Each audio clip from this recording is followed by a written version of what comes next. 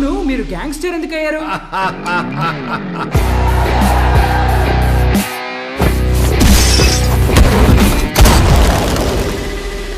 ఎవడ్రా కబాలి? పిలవండి రావండి. తెలుగు చిత్రాల్లో ఇక్కడ ఘాటు పెట్టుకుని మీసాలు మీద తిప్పుకొని లొంగి కట్టుకుని పాత విలను ఏ కబాలి అని పిలవగానే ఒంగుని వినయంగా ఎస్ బాస్ అని నిలబడతాడే ఆ కబాలి అనుకున్నారా? కబాలిరా.